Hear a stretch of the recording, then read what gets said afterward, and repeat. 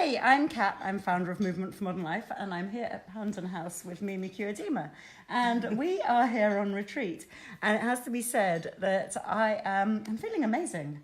I turned up here a couple of days ago feeling tired, depleted, just like winter hadn't really quite got me rested enough. It was a time when I'd hoped to get a lot more rest and support and nourishment from, sleeping in longer, all the things that we intend to do. And now suddenly, days are longer, and it's like everything's springing into action, and I felt that I was a step behind the spring. But Mimi has got me springing back on board. What is it that you have done? Kat, I wish that I could say that it was me who's done anything for you, but I've just presented some teachings that I've found really helpful. And I think I'm very glad to hear that you're feeling a spring in your step and nourished. Absolutely. And I think it's going to be different for everyone who's on the retreat, right, in terms of how they're processing the material. Yeah. But some of the things that I've been offering and focusing on are the energies and qualities of spring and how to align or understand and at least have some context to approach spring and understand what's happening energetically. We've been doing lots of things in the body to also look at ways to establish root and in, you may, so you were saying you didn't feel so rested in the winter. That's right. I think that's a lot, there's a lot of people that probably feel that way. Yeah. And some of the things I've been looking at are the reminders that in nature, the trees have been establishing roots, Right. nourishing themselves through the quieter months of winter, taking in things from their root system so that in the spring, the growth is very steady and the winds of spring can come and blow. But those roots, because they're deep, are not going to, are going to help the growth be steady and strong. So basically, I've been looking at some of those ideas and how we can feel them in our bodies. How we can feel steadier and stronger in ourselves. Yeah, so physiologically, I've been sharing things on the feet Yes. and sort of finding root and connection through not only the foot, but the connection upward into the legs and the roots of the feet.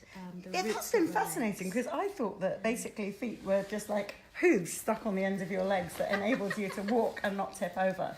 That was my thought on feet, but no. I think a lot of people probably feel that way, and I've struggled with balance because, and I've had to really look at ways to work with my feet because they're very flat. And my balance is also challenged because I've lost a little hearing in my left ear. Right.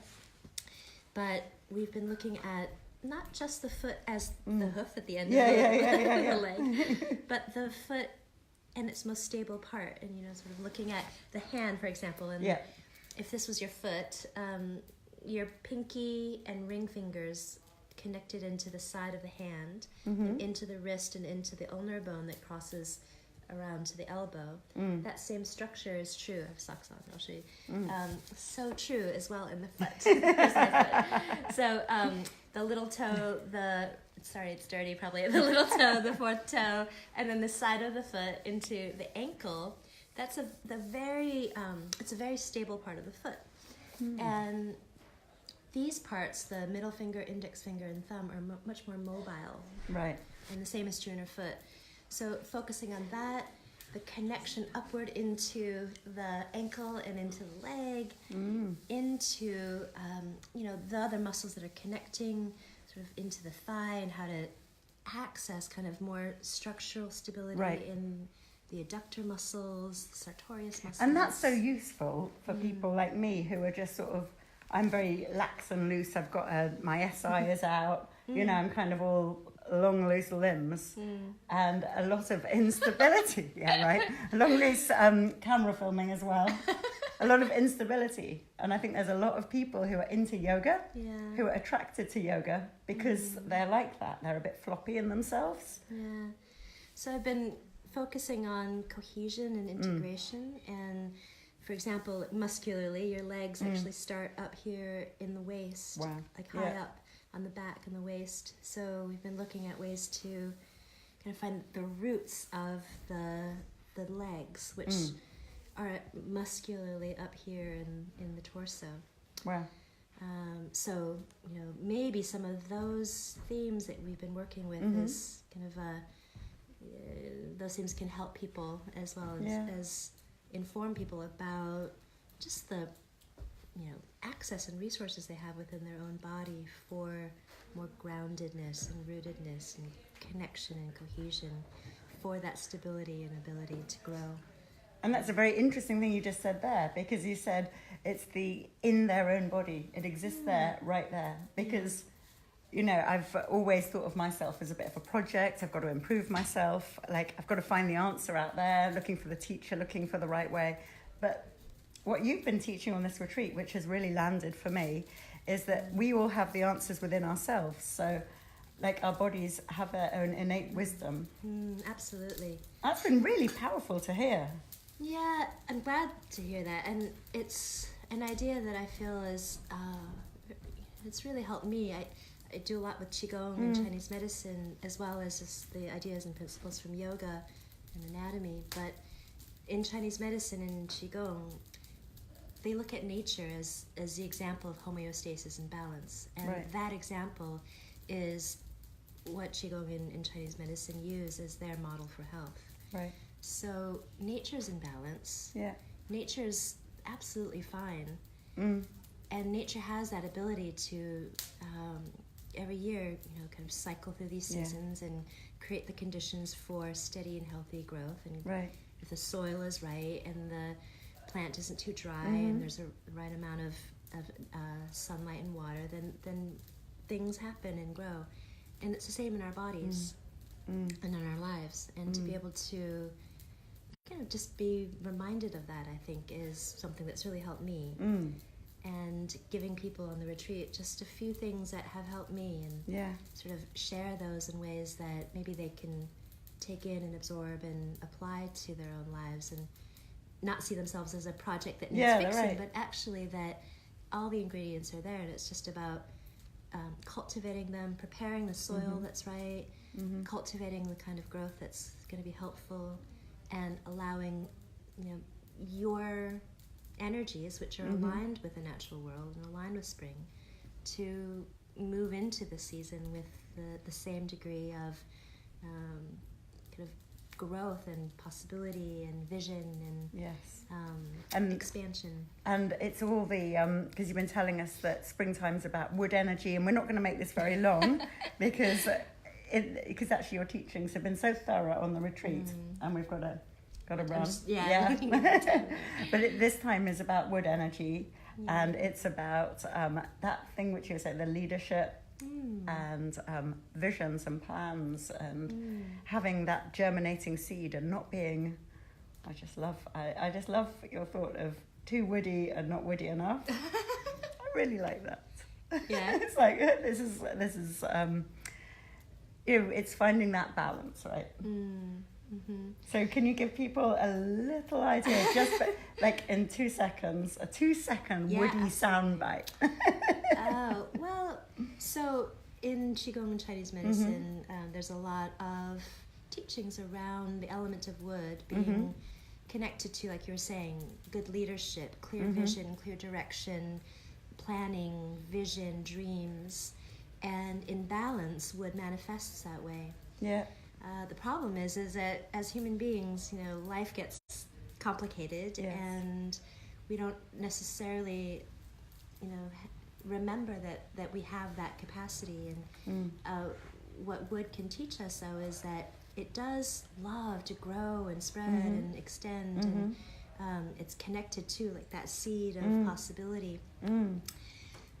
Sometimes, though, if the roots aren't very strong and the tree grows in a way that's too heavy on the top and maybe in too many directions, our life goes in too many directions, or we have too many plans, then it grows and it gets a little overwhelmed and unable to express it, or it has too many plans and nothing can get really implemented.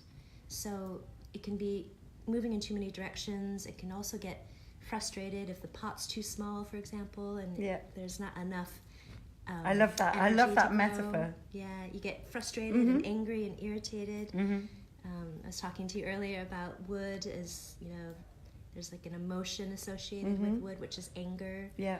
And sometimes when we've got plans and there's no room for those to develop, or there's some obstacle in the way, and we're thwarted. It feels frustrated. Yeah, then we lash out. Yeah. And we get angry, we shout, or we blame, or we feel somehow that something's in the way of us of being able to express ourselves and implement things. So that can be wood out of balance, or wood restricted, or sometimes there's not the right conditions for enough growth. Yeah. And so we feel limited and unable to implement our plans. We feel maybe a lack of confidence and lack of leadership, lack of direction and vision and plans and goals. We may feel meek or the people who don't stand our ground. That's right. People who don't feel that they have a voice. Yeah. It's interesting. So not enough or too little. Excess and deficiency can both happen. And balance, real healthy expression of what is also possible. And there's so much more to this incredibly deep topic that we've been diving into now for days. It's like we could talk about this forever, but there's just a taste to give you guys an idea of what it's like on retreat, and an idea about what it is to be in springtime and have these practices. And I do recommend that everyone reads your Qigong book, which is already out.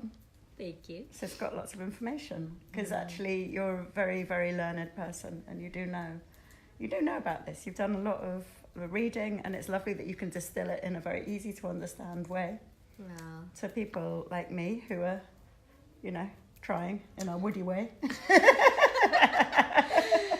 I'll just give you one last really example, nice. Because there's an example of, or every element I should say has an associated sound. Yeah.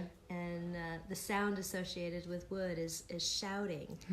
Right? And when I lived in China, the cab drivers would often be stuck in traffic and stuck in these small taxis all day.